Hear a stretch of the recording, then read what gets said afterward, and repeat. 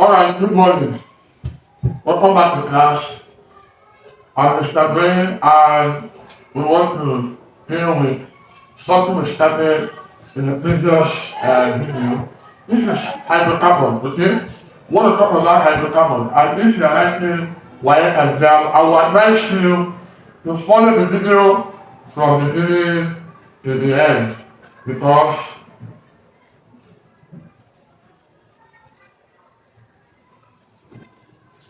so I would like you to follow the video from the beginning to the end. If you are writing YA exam, you have to be, alright, following up on all the classes under hydrocarbons because we'll be able to, break and help you to understand hydrocarbons very, very well so that you can pass it. Any question that is thrown along that area, you're going to pass it. And of course, if you are writing down and you are conversant with past questions, you know that the organic chemistry just have this about, some number of questions that are asked along that area, up to like 10, sometimes 12, you understand, or at least 8, the least is 8 questions along that area. So it's a very important course, hydrocarbons, okay? So now, we have done introduction on organic chemistry. Now we want to, address some of the points. We said organic chemistry are a very large number, okay? The compounds are in their millions.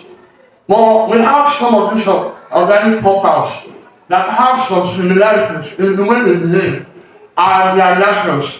So we're able to determine that there is something that is, common to them. You have seen it as if I'm part of the scientists that work on it. But you know what I'm saying? So we're able to determine that, there is something that is common, and that is called functional group.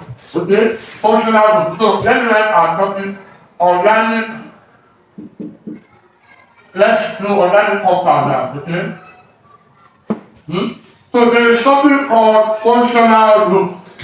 Functional group, right? I will explain this very well in the previous video. Functional group is what makes an organic family have a particular feature in their physical property and in their chemical property.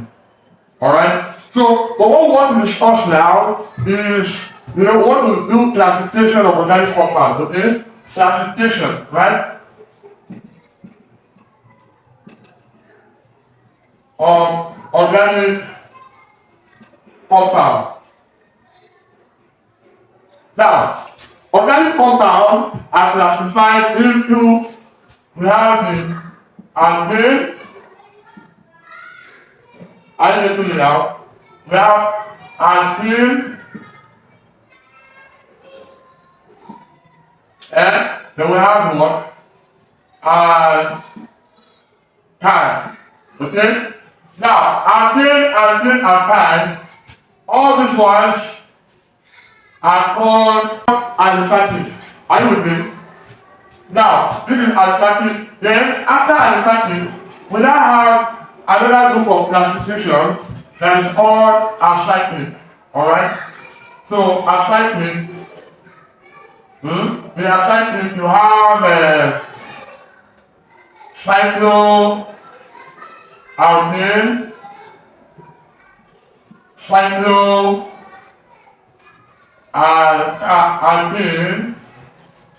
I get it up.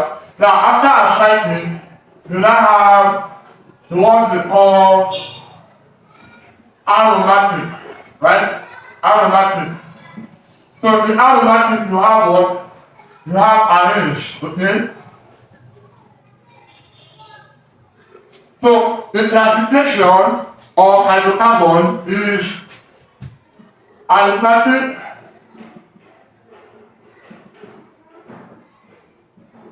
alcyclic,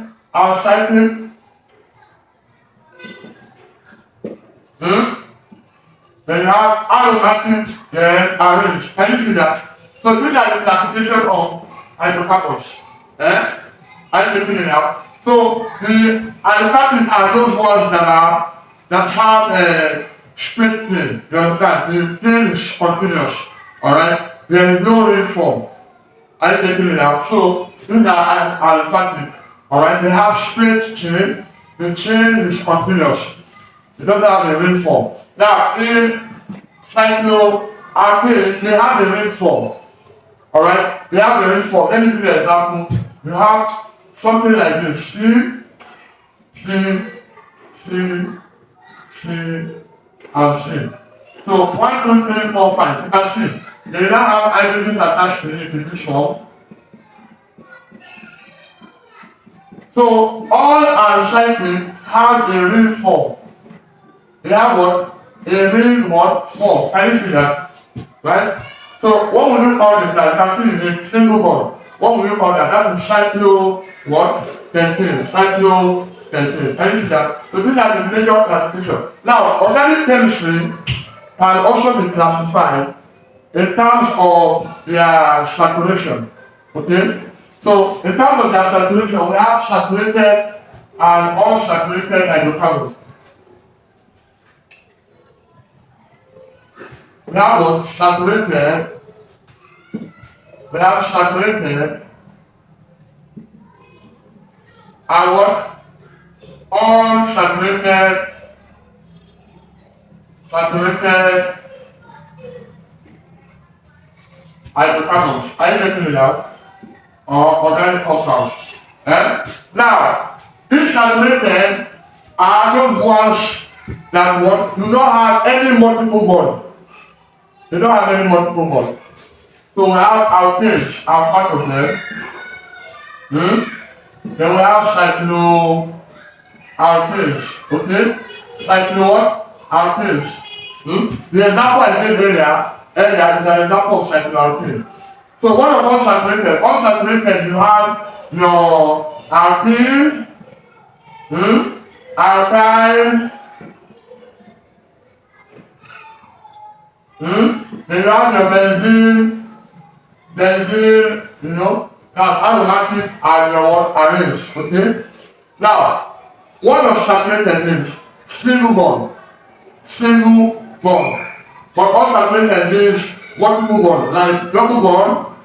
This has a double bond, alkene has a double bond, alkyne has a triple bond, then you now have some multiple bonds in what? In aromatic compounds. Are you with me? Now, let's describe all these units one by one. What is alkane? Alkanes are family that have a general formula. Alkanes, number one, are family that have the general formula CnH2n plus 2. This is the general formula. Okay?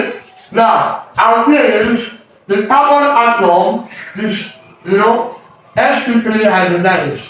Are you getting it now? The carbon atom is sp3 hybridized. So the hybridization is sp3. It has a bond angle of 109.5 degrees. Are you getting it now? So that is for alkane. And then alkyne, the carbon atom, alkyne is double bond. Can you see that? Double bond. The carbon atom is sp2 hybridized. Alright? Are you getting it? It has a bond angle of 150 degrees. Are you getting it? Then the alkane, this is alkane. Remember, please, this is alkane, the first one. Then this is alkane. Please take note. Then this is alkyne. Alright, this is the bond type, and this is the what? Hybridization.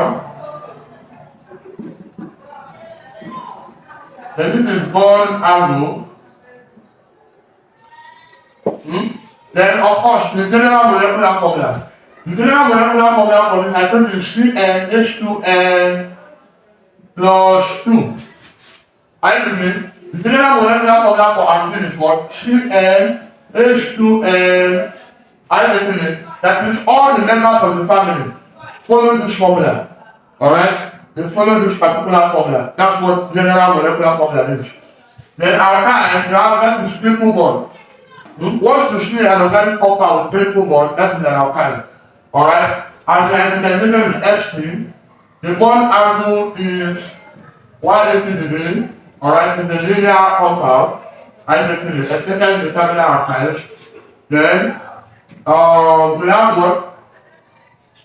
We have what? CnH2n minus 2. Alright, these are the simple organic compounds. Alright, now let's talk about hybridization. This hybridization you see here is about the orientation of the carbon orbitals, the electrons, the outermost electrons in the carbon orbitals. Okay, alright. Carbon is what? Carbon is atomic number 6, right? So the first shell is 1s2, right? The second shell is what? 2s2, and the third shell is what? The third shell is what? 2p1, 2, can you see? Right? Now, in hybridization, what happens is that this outermost shell blends. Like that is 2, 1 orbital and this other orbital blend. You now have what we call sp3. You understand? The whole orbital will be one hybrid orbital. Alright? So we have hybrid orbital and we have what? Pure orbitals. Alright? These are pure orbitals. But by the time this orbital combines with this one, you will have something like this. By the time they combine, you will have something like this. Alright? Now, sp3. That is P123. P123, sorry. Combine with this. I'm making the sp3 orbital. I'm making now. So, this is the hybridization in alkane. The hybridization in alkane is just two of these orbital blends with S. I'm making it. Two of the orbital blends with S. Now, this is the degenerate orbitals. These orbitals is localized to plane, right? Degenerate orbitals. Alright? So the blends and you give this sp2 and sp for alkyne. Alright? So the other things are how do we differentiate between all this classification of hydrocarbons. So let's assume you see a sample of hydrocarbon. How do you differentiate? How can you differentiate? Now, for saturated hydrocarbon, you differentiate them using from other unsaturated hydrocarbon using KMNO4, use KMNO4 and bromine water. And what? Bromine water. Alright? This reagent has color purple. This KMNO4 is color purple, while this other one is dark red. It's what? Dark red. Alright? Now, if you have a sample and you test them with this reagent, if the color changes, that process is called decolonization. Once the color changes to colorless, then that, that substance is an unsaturated hydrocarbon. Is what? Unsaturated hydrocarbon.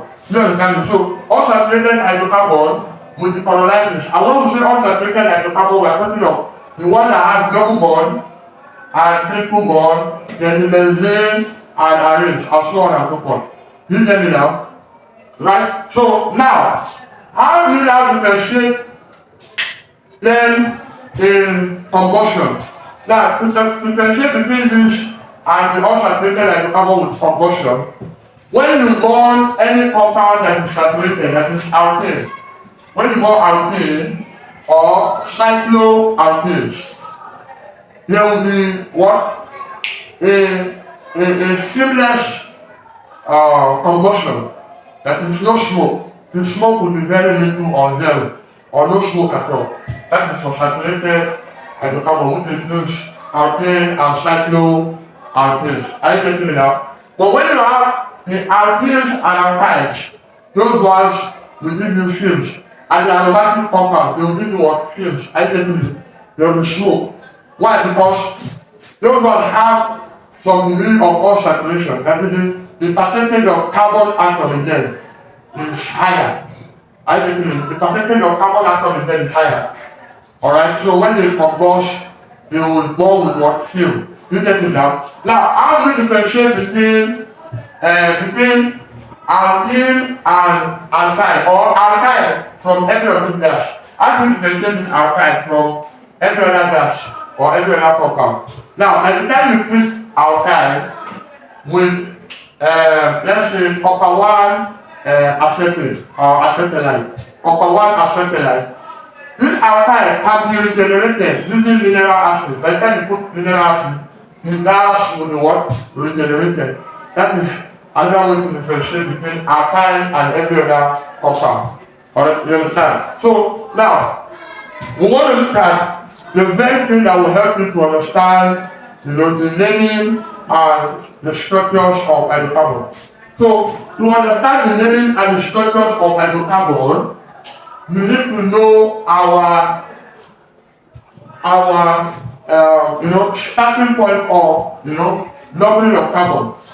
We use alkane as an example. What do I mean? For alkane, when we have one carbon, we say methane. Alright? Methane. So met is for one carbon. Alright? Number of carbon. Then when the carbon is finished, say what? Ethane. Right? When the carbon is finished, say what? Propane. 4 carbon is say what? Butane. Right? 5 carbon is say what? Pentane. Right? 6 carbon is say what? Hexane. 7 carbon will have what? Heptane. Heptane. 8 carbon will have octane. 9 carbon will have what? Nonane. 10 carbon will have what? Pentane. This is number of carbon in the molecule. The number of carbon in the molecule, for example, this one is pentane, just one carbon. Then you have hydrogen attached to it like this. This other one, 2 carbon. Alright, this is the molecule. Now, it doesn't stop at 10. The compounds are in large number, you can have 100. Are you getting it now? So, from 1 to 10 are the basic. Alright, the simple foundation you need to understand.